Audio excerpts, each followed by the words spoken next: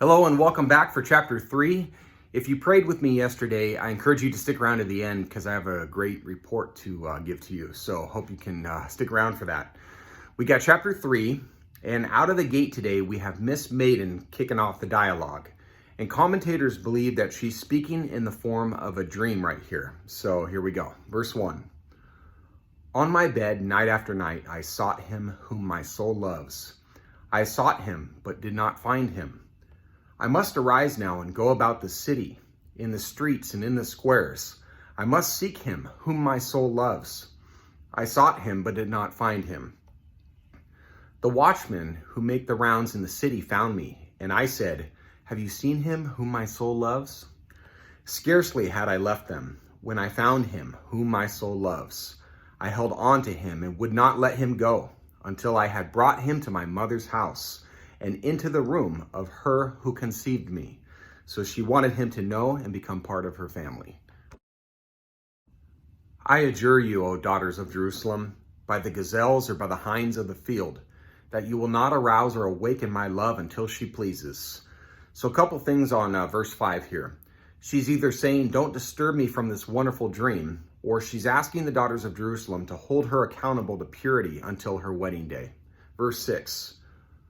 What is this coming up from the wilderness, like columns of smoke, perfumed with myrrh and frankincense, with all scented powders of the merchant?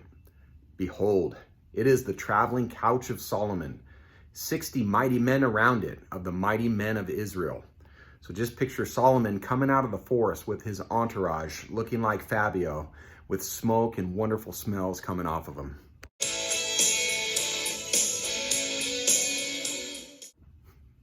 Verse 8, all of them are wielders of the sword, expert in war. Each man has his sword at his side, guarding against the terrors of the night. King Solomon has made for himself a sedan chair from the timber of Lebanon. He made its posts of silver, its back of gold, and its seat of purple fabric, with its interior lovingly fitted out by the daughters of Jerusalem. The Hebrew word for chair in verse 9 actually describes a palanquin, which was a fancy seat for someone of importance carried by people. So he's rolling up in his Lamborghini of the day to meet his lady. Girlfriend's having a great dream here. I'm sure Whitesnake was playing a song in the background. Verse 11. Go forth, O daughters of Zion, and gaze on King Solomon with the crown, with which his mother has crowned him on the day of his wedding, and on the day of his gladness of heart. Well, I like this chapter. I can definitely picture an 80s music video. Great stuff. Today's hymn to reflect upon in prayer is called For All the Blessings of the Year, written by Albert Hutchinson and music by Robert Quayle. I couldn't find much background on this hymn, but a note stated that it was written in 1909.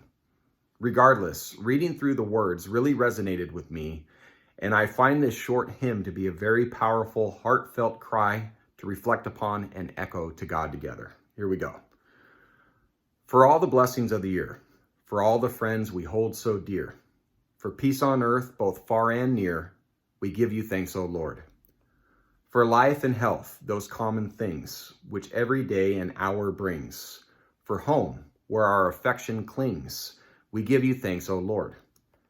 For your great love, which never tires, which all our better thought inspires, and warms our lives with heavenly fires, we give you thanks, O Lord.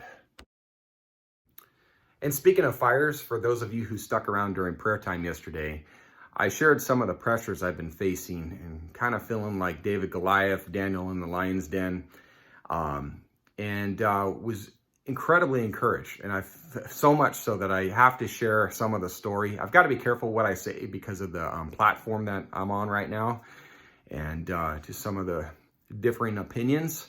But what the message in the lesson I take away is there's nothing too big for God, period. I felt overwhelmed. I felt that this was a big one for me to handle by myself.